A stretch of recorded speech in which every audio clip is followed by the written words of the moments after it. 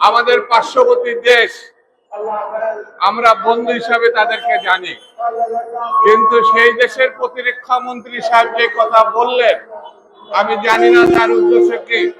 তার দেশের নিরাপত্তা, তার দেশের সার্বভৌমত্ব রক্ষা করা তাদের দায়িত্ব, কিন্তু সেটি যদি উদ্দেশ্যপূর্ণ হয়, শান্তিপূর্ণ দেশ বাংলাদেশ, সেই দেশকে গাজার সঙ্গে তুলনা করা, সেই দেশ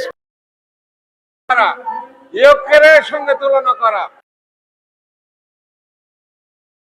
ভারতের থেকেও বর্তমানে বাংলাদেশ অনেক দিক থেকে শান্তিপূর্ণ এবং নিরাপদ দেশ হিসাবে ইতিমধ্যে ঘোষিত হয়েছে।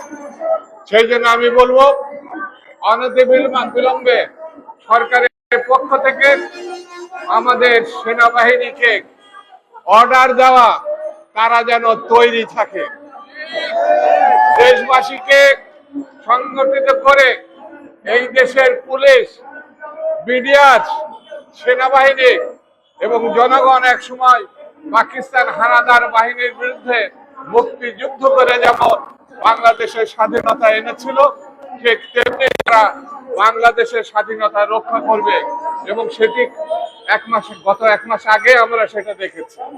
সেই জন্য আমাদের বন্ধু প্রতিম দেশের প্রতি একটি অনুরোধ, ফ্যাসিস্টকে আশ্রয় দিয়েছেন, তাকে ফেরত পাঠান।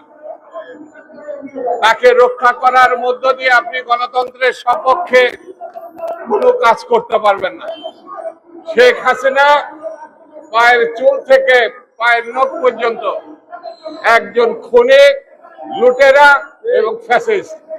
তাকে বিচারের আওতায় আনা ছাড়া বাংলাদেশ শান্তিতে থাকবে এটা আমার কাছে মনে হয় না। সেই জন্য বন্ধুরা, আসুন আমরা ঐক্যবদ্ধ হই। বাংলাদেশ রক্ষার প্রশ্নে, গণতন্ত্র প্রতিষ্ঠার প্রশ্নে, স্বাধীনতা প্রতিষ্ঠার প্রশ্নে যেমন অতীতে আপনারা ভূমিকা পালন করেছেন, আগামীতে সেই ভূমিকা পালন করবেন, এই প্রত্যাশা ব্যক্ত করে সকলকে ধন্যবাদ জানিয়ে আমি আমার বক্তব্য শেষ করছি। খুদা হাফেজ। বাংলাদেশ জিন্দাবাদ। কি বড়